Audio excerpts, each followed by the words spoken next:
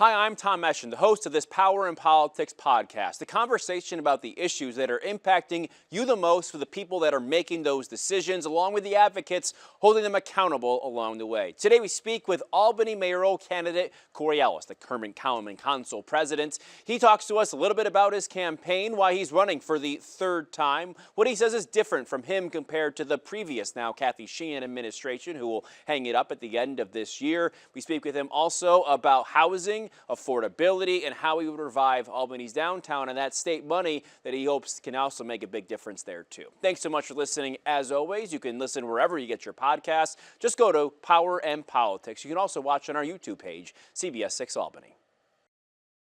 Corey, thank you so much for coming on with us. We appreciate it. Thank you for having me. Yeah, so our coverage continues tonight of this mayoral election leading up to the June 24th primary. And let's begin with you as someone that's run for this position twice before, but it's been more than a decade. Why now? Why the third time? Why do you think it could be the charm for you? Well, as we say, as you just said, third time's the charm. I'm running because the same reason why I ran before. I believe that our city has a great potential, and we need to make sure we have a vision and the will to fulfill that potential. We can no longer be a city that's just surviving. We have to thrive. And I believe my vision and the things I've talked about in the past, if we had done those things right now, we might be in a different situation. But we're not. So we want to make sure that we continue to push forward, continue to grow the capital city and make it the city that it should be. So many people come to our city. They say, Albany has all this potential. And now it's time for us to fulfill that potential. And I believe with my energy, my experience, that we can fulfill that potential. Why isn't the city, from your perspective, reaching its potential right now? What's standing in its way? Well, I think, I think so many people feel like Albany is a political town, and we need to get rid of that. Albany is the capital of the state of New York, and we have to begin to advertise it that way. We have to begin to tell people Albany is a place where we want you to be, and eliminate the political mindset that people might have about our city. There's so many things that's happening in the capital region and in our city where we should be benefiting from. Our city should be at the peak of growing, and people don't feel that way. People feel crime is too high, which we that must be the first thing we have to take care of. But when we do that, we have to have the will and the energy to just promote our city and say, this is a city where we want you to be. And that's one, as mayor, that's one thing I will definitely be doing. How do you revitalize it down? I know it's such a big thought, and I think that maybe that's why it's difficult to tackle, because you have a lot of different factors there. You have crime, you have quality of life concerns, you have all sorts of things going on. I guess what's a step to take to get people to want to be there and stay there and go out to dinner and things like that? You got to make it a place where people, as you just said, where people want to be. I think, I know, one of those steps is the state being a major partner. So with the governor's proposal of $200 million for downtown, that is a step in the right direction. Why? Because our financing is tough for us. 60% of our property is non-taxable. Yeah. So we need the state to be that driving engine, that force behind us. And it's so important. The last time the state, ponied up something like this was doing the plaza. Yeah. But that didn't work out for our city. So we must make sure this time we don't make those same mistakes that we made in the past. And I believe we can learn from the past, and we can make sure that $200 million is the catalyst for people to start looking at Albany as a place to come, look at Albany as a place to do business, and that's how we begin to thrive. You think about that as a big number and a lot of big projects right now kind of outlying in the city. Some of them obviously occupied by the county, but there's a hand-in-hand effort there. You have Central Warehouse, St. Rose Campus, Doane Stewart. You mentioned the money from the state, the soccer stadium proposal. Where do you stand on that? Well, as right now, the $200 million is coming from the state government. We have to see how they're going to allow that to be accessed. And so I'm not going to jump out in front of our governor. We're going to wait to see how that $200 million is allocated, how the governor wants to partner up with the city to make those things, to make it move forward, and then we'll talk about what should be downtown. But the most important thing is the people of this city has to be heard. The people of this city has to be a part of that decision-making factor. So we appreciate people who have ideas. We appreciate people who have passion and want to contribute to our city. But part of what I have to do is make sure that the people's voices are heard, and that whatever happens in this city, from every neighborhood, from every business owner, that they're able to thrive. Too many neighborhoods are just surviving. Too many businesses are just surviving. we have to make sure that $200 million is put to great use where everyone feels the benefit from it and no one's left behind on it. And I think the governor has given us that great opportunity to do that, and we must get it right. State money aside, is that soccer proposal for a stadium, would that help answer any questions, whether that's that money or not, that funding, wherever it comes from? Well, I haven't seen the proposal. Okay. I saw there was a press conference. Yeah, back a few months ago. Yeah, back in that's the early late. I need to know more. I need to see. We need to talk to like I said, the people in those neighborhoods have to have a say in it. They have to have a voice. So when we begin that process, then I can share more. But for now, I don't know if the community people in that community was part of that plan. I just saw, I saw right. a press conference. Yeah, but we were there, yeah. But we need more than that. We want to hear from those constituents that are going to be directly affected on any project that comes to downtown Albany. And that's the most important part for me, is making sure that our citizens are engaged, that is going to be most effective, and make sure they benefit from it. Let's get to public safety now, and let's start with what's obviously one of the bigger questions that remain right now under the old administration is the interim police chief, Brendan Cox. How do you align with the way he goes about law enforcement, and is he someone that you would keep on if elected? Brendan Cox, when he was chief, he had us going in the right direction. He didn't only believe in community policing, he did it. He lived it. And so you always want a chief who can do that, who's going to do that. And the second part of that is when he came in front of the council recently and I asked him about quality of life officers. Would he support having quality? And he said yes. So that tells me he believes in, one, community policing, but he also realizes we have a gap in our department of police officers. So how do we begin to fill that gap and understanding there's certain things our police officers get called for that somebody else may do. So I think he's aligning his vision along with my vision of if our police department answers every single call, and every single call is not really a police matter, let's fill that with other individuals who can do that, because we have our staff, we're not as staffed up as some would like to be. Yeah, because you had 2 budgets ago the social worker aspect, which was new, and at that point it was 20, it's been pared down to 10. Would you try to be more proactive about that? It's taken a while to roll that out. Well, I was trying to be proactive 2 years ago when I questioned the then police chief of how he's going to use it, how he's going to establish it, has it been done before, and he refused to answer the question. So we had a police chief 2 years ago who wouldn't even answer the question of when it was put in the budget, how was it going to work, how he's going to integrate that part of the police department. But this chief, Brendan Cox, he seems to have a vision and a plan that they're working on to make that happen. So that encouraged me. How do you respond to those residents, business owners that say, that doesn't work for me, I think I need to see more police on the streets and then I'll feel safe? Because I think a lot of it, and you hear Brendan Cox say this, it's maybe at some point not necessarily about statistics or what have you, it's more about perception.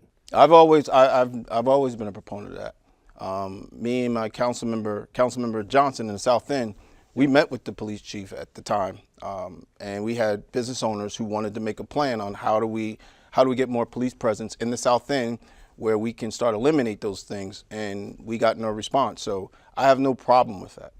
When we look at policing, we need to look at it in the quality of life way, because I think some people have gotten overboard with, oh, we don't need as much policing. If people are not feeling safe, if people are feeling like things are just out of control, that's when you have to have that presence.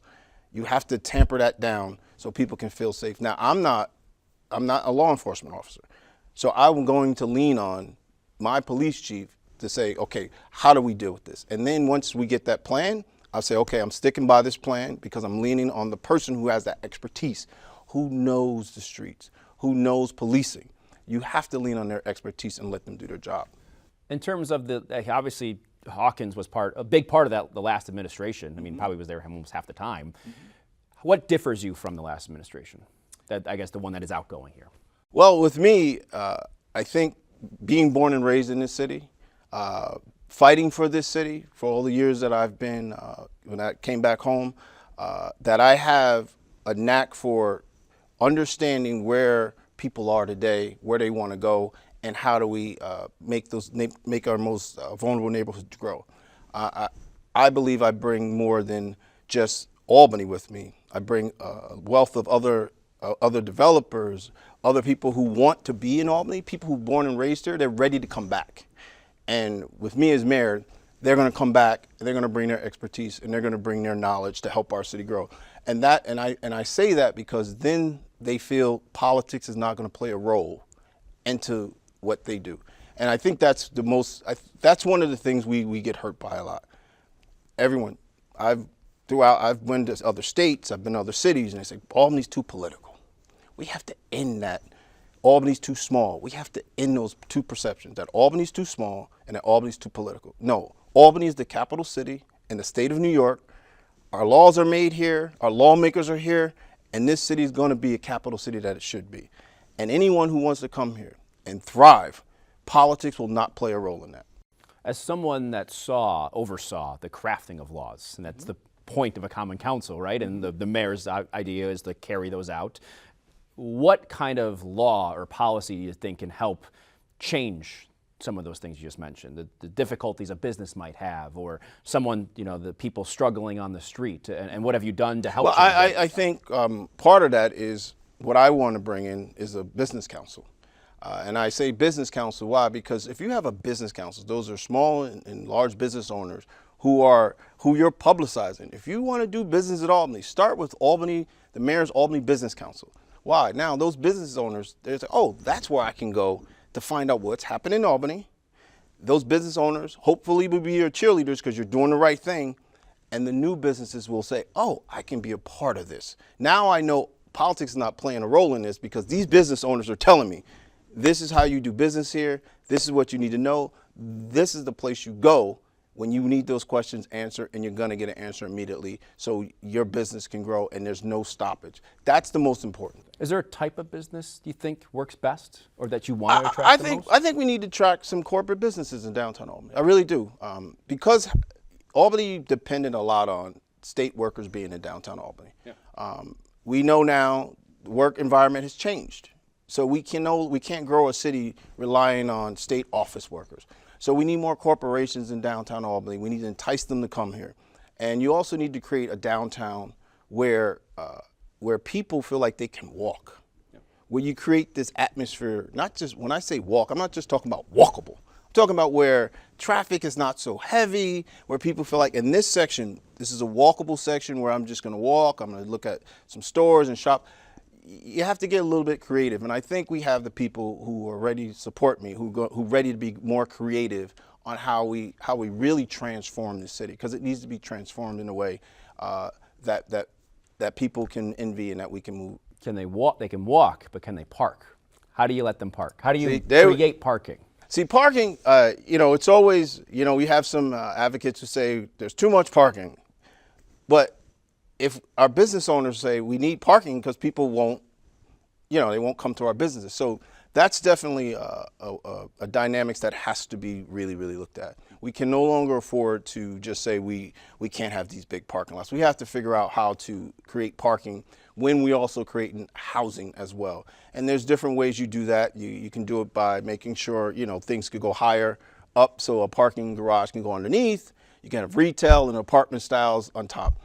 So you just have to get really creative and make sure that the parking is not viewed as a parking garage, but is viewed as part of the aesthetics of where you're doing it. Okay, so now walking about living, talk about housing, and over the last couple of years, we've seen just another chapter of inclusionary zoning just recently with another veto of another aspect of this that you probably was hoping would open up this process a bit more. Since you overrode the mayor's veto, it was either last year or before, recently, last couple of years. How has that impacted housing in the city? That was obviously a big when the tenet of the council. When the council passed that, I don't have a vote. People think I have a vote. The council members are individual elected officials. I can't tell them what to do or what not to do. How would you vote? I can tell them this. I told the council this at that time. I said, if you pass this law, if there's a negative effect on it, how do you begin that process of rectifying it? And one of the things I said is you might want to look at how we provide incentives. But I just didn't stop there. I sponsored legislation for the council to put an ad hoc committee together, a housing committee together, to begin that process of looking at the data, seeing where we are a year later. And I'm hoping that they begin They had a few meetings, but I really want them to get right into the nuts and bolts of that. That's how, if the council makes a move like that, my job is they did it, so I understand both sides. So that's when I said, okay, I'm going to introduce this resolution, sponsor this resolution that was introduced by a council member, so that you start the ad hoc committee and you start to look at the data, look at where we are to make sure that if it's not working, why, and if it needs to be changed, the council has that ability to do that. At the time, because of council's frustration and their individually elected officials, their frustration was there was not enough affordable housing going up in their neighborhoods. Fine. So I believe a number of council members felt like they needed to take a stand. And so where we are today on that, I'm hoping the council, the ad hoc committee meets again and goes over after the mayor just vetoed one council member's proposal to bring people in to really start having those conversations, but also not just conversations, but understanding how business works. There's a lot of, it's tougher to have, that law was passed, but they've been working on it for a long time. So I think it was and I've told some business owners and developers who came to me about this, I said, where were you a year ago? You came at the last minute, the last hour, when they were ready to pass it. So now your words are not going to fall on their ears. You should have been a part of this process when this law was being passed, right? And so, well, Corey, we didn't know. Well, that's not on me. If the mayor's office had that, if the mayor's office disagreed with that, the mayor should have lined up people who said, okay, this is going to be hurt. This is going to hurt us. Not a week before the law is getting ready to pass, but during that whole process, so council members will get educated even more about what does this mean. When we spoke about it at the time, I guess the mayor, to put this into full perspective, the mayor said, I know developers that they're saying they're not going to do business in Albany anymore. And you told me what developers, I know developers that would do this. Yes. Have those developers played? Have they come to the table with proposals in the midst of this? Well, that's where the politics comes in, doesn't it? And I think a lot of people are waiting to see how the mayoral race plays out. And that's unfortunate, but I'm real about where we are. I've brought developers here in the city of Albany over the summer. We toured the whole city. I showed them my vision of what could be done or what couldn't be done. And I know politics plays a role in that, when you introduce it or you move forward. But we do have people who are ready to invest in Albany, who are ready to help Albany fulfill its potential. We do have those people. And so when we look at the inclusionary zoning law it was already a law, they just increased the percentage. Yeah. That was an act of a council saying, you're not paying attention to us. You're not paying attention to our neighborhood's needs. And so now that council, ad hoc committee has to do its job and relook at where we are today. That, I'd imagine, isn't the only way to make housing more affordable.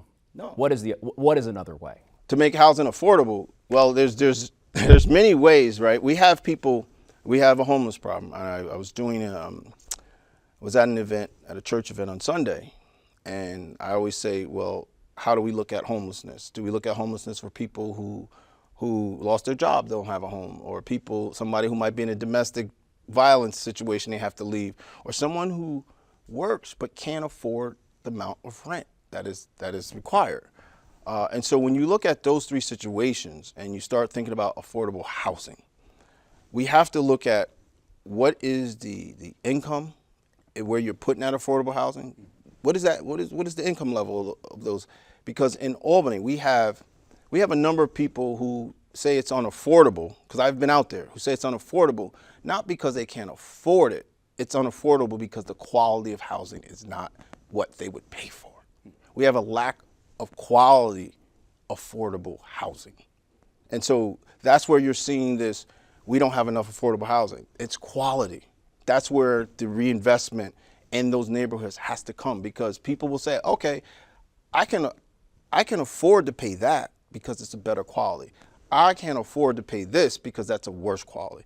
And those are two different things. Yeah. One other thing I wanted to get to was the sanctuary city status. Mm-hmm. Do you want to keep that? Do you want to expand that? How do you want that to look under your administration? As I said, I would me and my chief of police, we would have that conversation.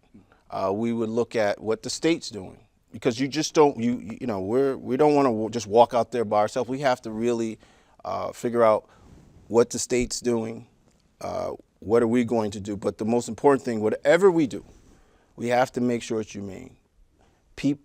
There's people's lives that are involved in this. There's families' lives that are involved in this. So the first thing we must do is make sure whatever decision we make, it's humane. And it's our value of life that has to be important. You know, the new president, he's going all, he's doing his thing. I think some people, we all feel during immigration that if you're here illegally and you commit a crime, you should leave. But I don't think the American citizen is saying, tear up families, remove kids. I don't think American citizens are saying, we want you to go to people's schools and churches. I don't think that's what people want. So whatever we do as a city, we're going to really partner up with the state and have our local wishes, but we want to make sure that we don't get out in front of other law enforcement. So we want to be partners in this. Would you stand in the way? Because I see Denver seems to be the ones that are making the most headlines out of how they could potentially counteract the federal government coming in to get people, if you want to say, for lack of a better term.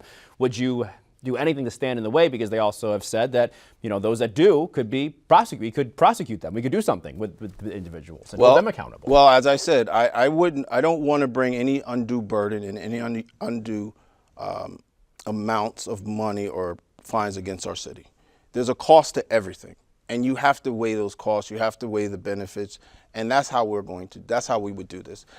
Because I don't want to put as a city, you just don't want to put your whole state in this back and forth. So that's why I really believe we would need to really figure out what the states wants to do. And then as a municipality, then we begin to craft our vision for that. All right, final question, kind of circling back to how we started. Third different time that you've tried this. What about the moment? I know you answered it to begin with, but what about you at this time in your life? Do you believe that you're ready for this? I mean, it's my experience.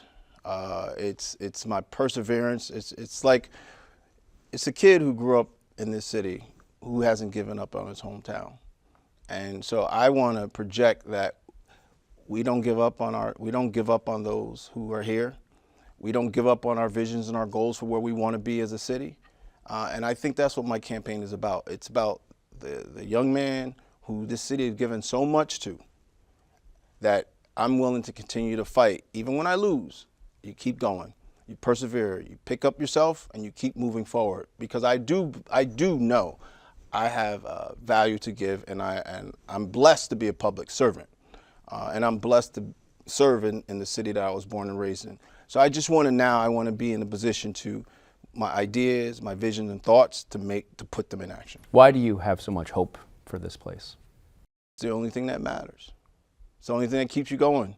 And if I lose hope, what am I telling those young boys and girls who are growing up in this city? That hope lets them see there's a brighter day for them. Certain neighborhoods, that hope lets kids know who are going off to college. We want them to come back. So we have to create that city that's vibrant, that city that is hip. So our young people, when they leave, they say, I'm going back home. Why? Have you heard of what's happening in Albany? That's the type of vibe we're going to create. And that's why having corporations here and taking advantage of all the stuff that's happening here around this region in Albany, we have to make sure we take advantage of that. And now is the time to seize that moment. Corey, really appreciate your time. Thank you. Thank you for having me. Thanks. Appreciate you. Good luck. Thanks for listening. Hit the subscribe button right now so you can stay up to date on these news-making conversations about the issues impacting New Yorkers the most: power and politics.